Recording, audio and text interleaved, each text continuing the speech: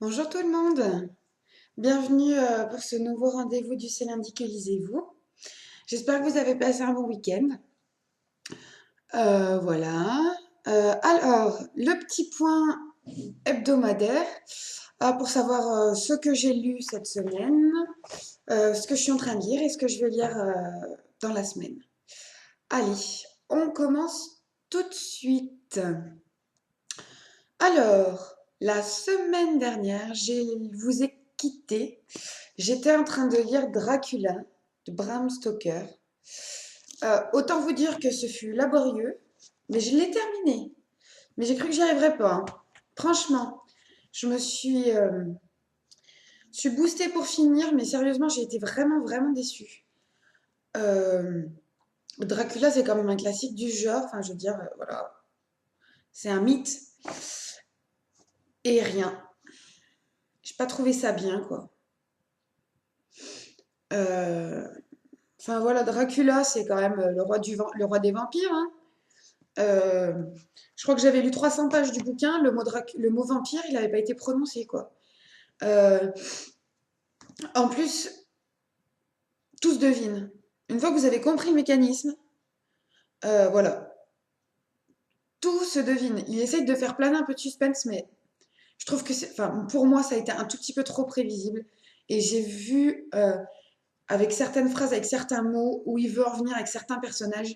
Et ben, ça m'a un peu, ça m'a coupé l'effet de surprise, quoi. C'était pas.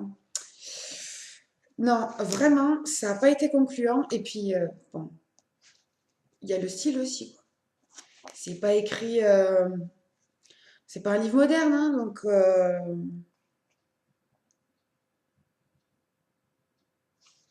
c'est pas un livre moderne, donc bon, c'est un peu,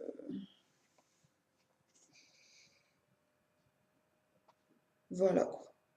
Bah 1800, voilà, 1897. Donc voilà, enfin ça n'a pas été concluant, hein. J'ai fini, mais j'ai galéré, hein.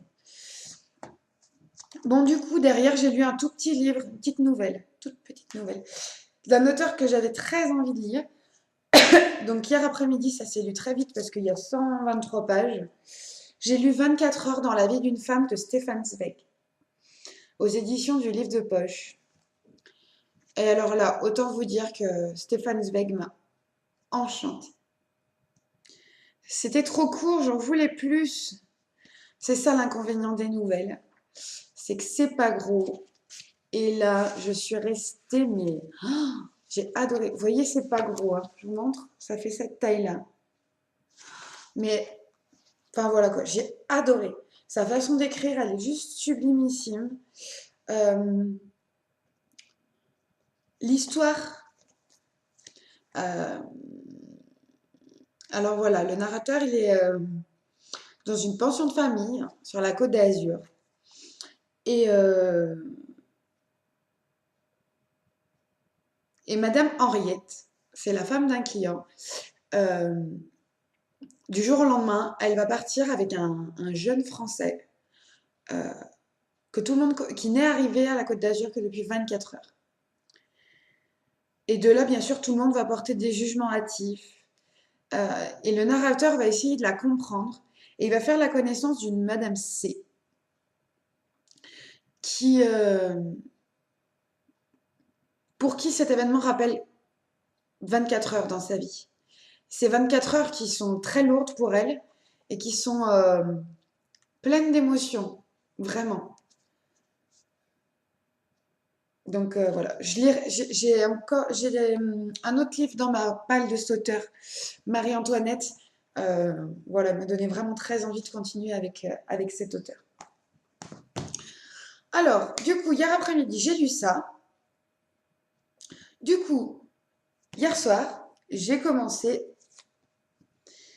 Morgan Kingsley, le tome 1, Démon intérieur de Jaina Black, chez Milady. Euh, Comment vous dire? J'en ai pas lu beaucoup, hein, j'en suis là. Donc j'ai lu environ 70 pages. Le concept de l'exorciste me plaît beaucoup, mais c'est très cru. Comment vous dire? Euh, mais pas, attention, hein, pas, c'est cru dans les termes utilisés, quoi. Ils sont,